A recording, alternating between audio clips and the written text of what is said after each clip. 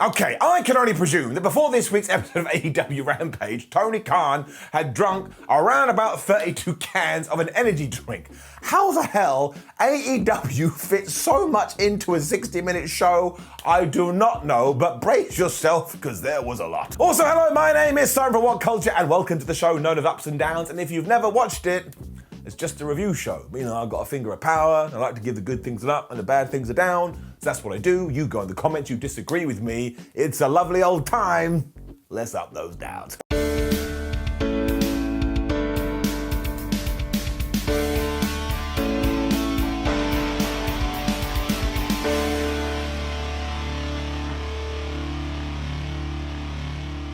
The TNT title was up for grabs at the start of this week's episode of Rampage as Sammy Guevara was taking on Andrade. And again, because we had so much to do, there was no entrances here. We don't have time for that. We hit the go button. So we go. It was nuts straight away though, because Sammy went for the GTH and failed, so he went for a dive and failed, and then decided, well, why don't I just give him a Spanish fly?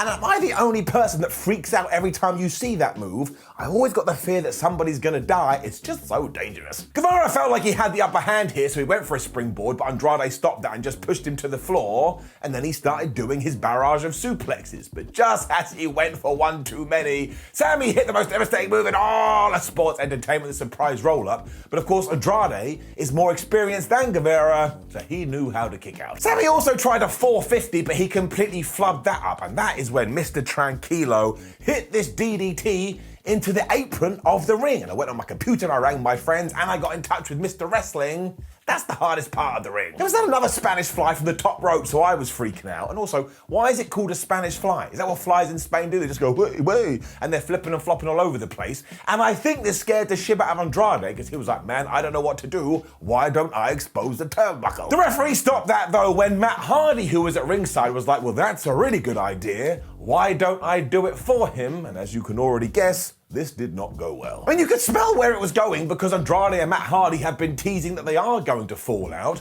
especially when it looked like Andrade had the match won. He was pinning Sammy Guevara, he put his feet on the ropes, and it kind of looked like Matt tried to help him, but it also especially looked like he stopped him and he pushed his feet off. I don't think Andrade is gonna like that. It also went doubly bad for this pair because when Andrade was on the top rope, Sammy kicked him, meaning his head went careening into the metal. Sammy then hit this ridiculous cutter and he got the 1, 2, 3. He retained his championship and I thought this was really good. Hardy decided to attack afterwards, but he got stopped by Darby Allin, who did one of those dives when he just turned into a torpedo, and Sting was out here as well. So this basically confirms that we are going to do that Trios Tornado match at Revolution.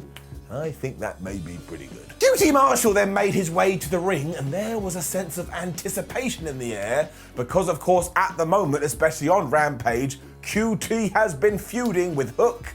So my heart started to beat faster. Marshall wanted to talk to Taz first and told him, you are a disrespectful son of a gun, because when I trained Hook, he didn't have all these disgusting qualities that he's got now.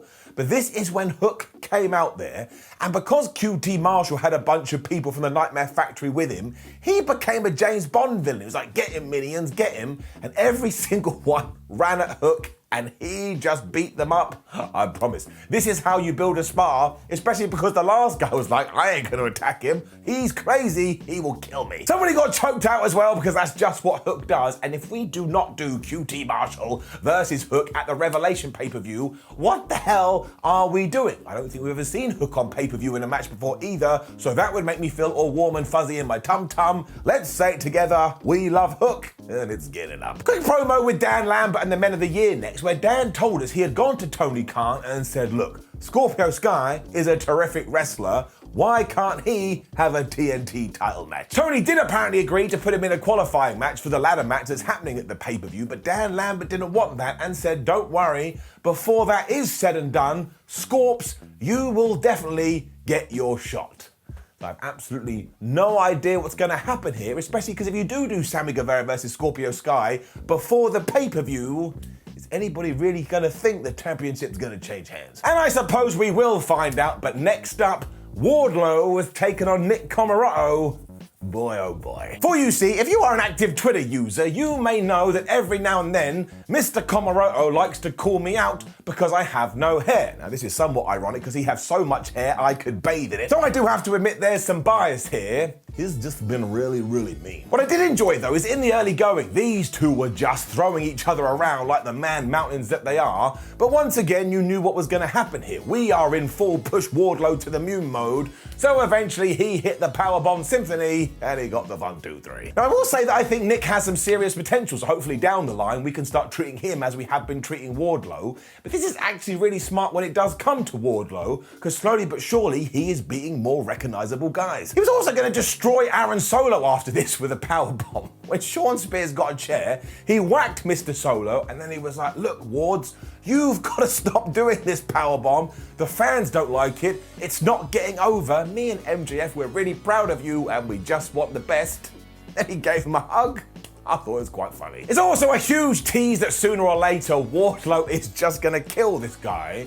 And not only is he gonna be a massive babyface, but I bet within 2 years, that's right, I'm saying it, within 24 months, Wardlow will be the AEW World Champion, and he is getting up. Serena Deeb's 5-minute challenge was next, and I was like, should we make this a 60 seconds challenge? Because there is so much happening on Rampage. However, I'm never gonna get mad with anything when it comes to Serena because she's just so damn good, and she was taking on Kayla Sparks here, which is another great name in wrestling. And there's no prizes for figuring out what did go down. Eventually, Deeb locked in the Serenity lock, and Sparks had to tap out. And an interesting bit of trivia for you, on SmackDown on the same night, there was a kiss cam with Los Lotharios, and apparently the person that they kissed was Miss Sparks. Anywho, sooner or later, somebody's gonna answer Serena Deeb's challenge and probably win, and that will set up a new feud. Once again, it's just simple, smart wrestling. Up. It really was the night for contract signings as well, because again, if you go watch SmackDown, you can watch Roman Reigns and Brock Lesnar sign a document, and if you watch Rampage, you will see the same for Thunder Rosa and Britt Baker, who are now officially fighting for the title at Revolution. I mean, they really have quite the story, so this felt like a big deal straight away, and Thunder Rosa was like, listen, Britt, you ain't nothing but a cheater, and that's why I'm gonna beat you at the pay-per-view. And she does make a very good point.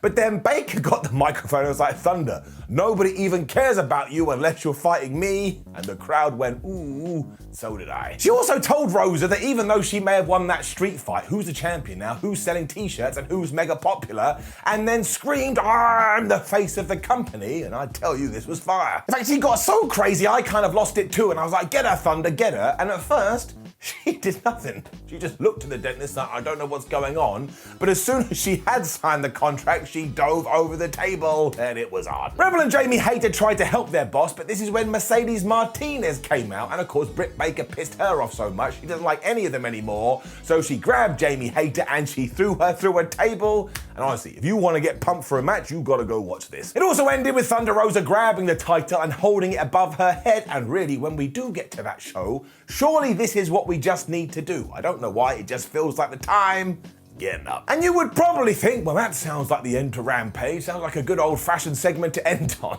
But no, there was more, because we had a Face of the Revolution ladder match qualifying thingamajig between Anthony Bowens and Orange Cassidy. Now, given that Bowens was the bigger man, I knew he was going to lose here, because that ladder match is so packed with man meat, we need some people that can kind of ping around the place. Given Max Caster and Wheeler Yuta came out with these guys as well, they all started brawling to begin with because they're basically children. And man, at the end of that, Anthony Bowens electric chaired Orange Cassidy into the ring apron, and that looked absolutely horrible, and it looked a little bit like he was dead. Orange couldn't really get going either because Max Caster kept casting distraction, although he was eventually able to hit a Michinoku driver for a near fall, and this is where things got interesting. Because it annoyed the piece of fruit so much that he took out both members of the Acclaimed, and then fair play to everyone involved. Because Orange Cassidy would get a near fall, Orange Cassidy would get a near fall, Orange Cassidy would get a near fall, and we did so many of these, I started to go, well, we are doing them quite a lot.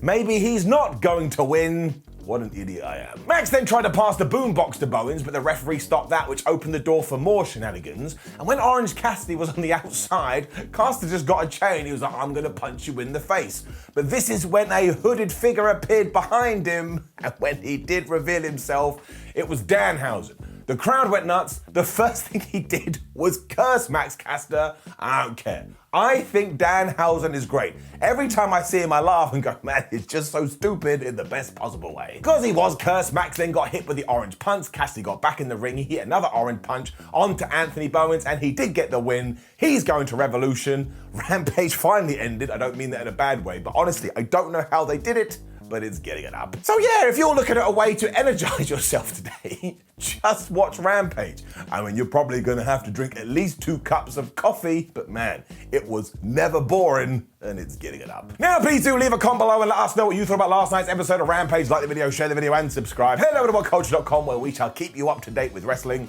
Make sure you watch a bunch of videos. It's the weekend, and please do follow us on social media. We need the ego rub. My name is Simon for WhatCulture. Now I go and lay down. You take care of yourselves. See you soon.